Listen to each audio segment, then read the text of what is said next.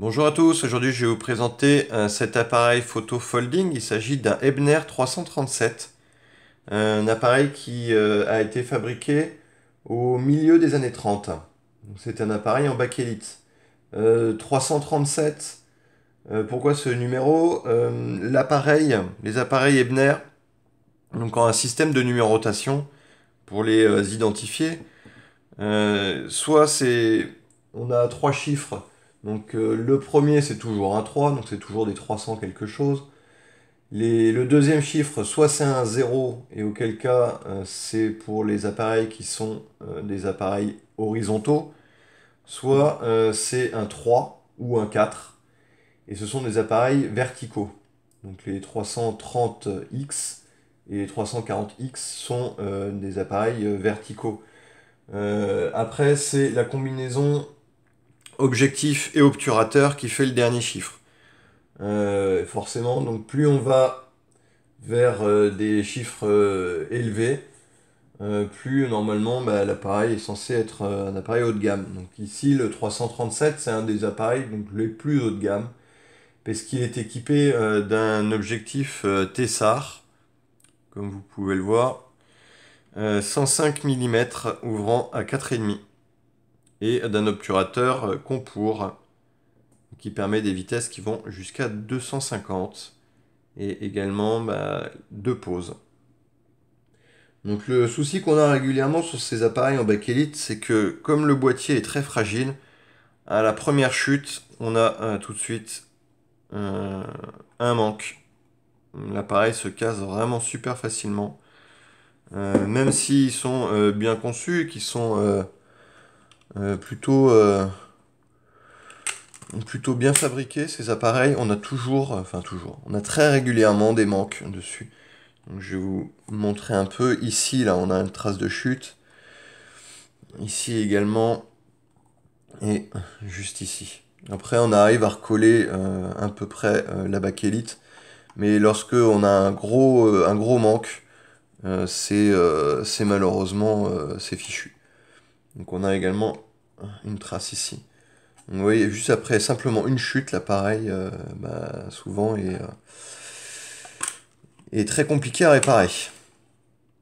Mais bon, celui-ci, en tout cas, même malgré ses chutes, est quand même en état correct. Donc pour l'utiliser, c'est très simple. On a un système de mise en batterie avec un bouton qui est juste ici.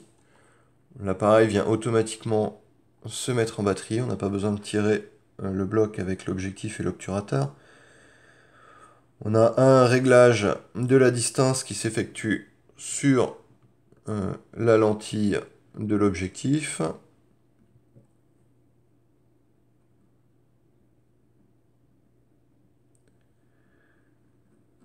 On a le réglage de la vitesse d'obturation, donc la plus rapide étant à 250. L'armement, non pardon, l'armement juste au-dessus, excusez-moi. Et on vient déclencher juste ici. On a ouverture, fermeture du diaphragme sur le dessous, ce qui est habituel. Et l'appareil déclenche. Donc celui-ci fonctionne bien, les vitesses sont respectées. On a un viseur qui est juste là. Et un second qui est ici.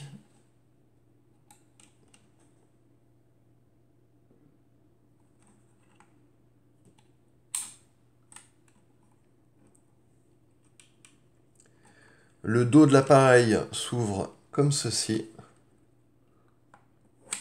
On vient juste tirer, déplacer la languette et le dos s'ouvre. Comme vous voyez, il y a quelques traces de réparation à l'intérieur.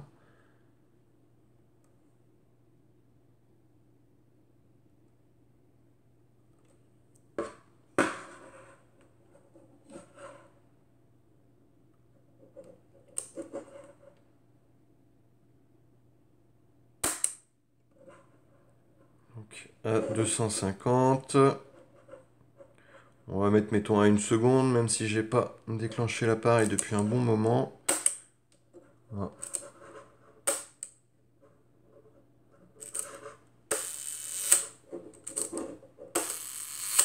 Donc à une demi-seconde ça fonctionne bien, mais à une seconde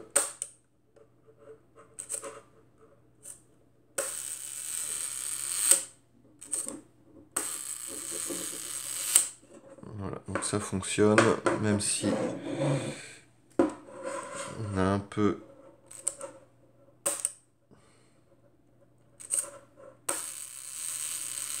voilà, faut bien être dans l'axe. Et on a également deux pauses, donc une pause simple et une pause double. Donc, ouverture, fermeture du diaphragme.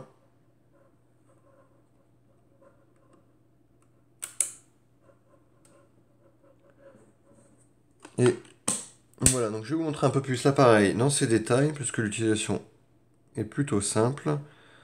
Donc on a la marque qui est inscrite juste ici. Le soufflet qui est en bon état.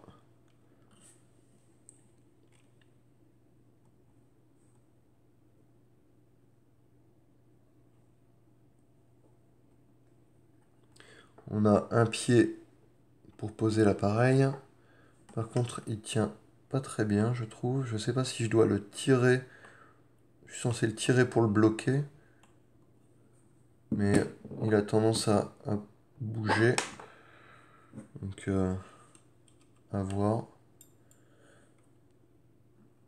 Pour refermer, simplement, on appuie juste ici. Et on referme l'appareil. On a l'avance du film.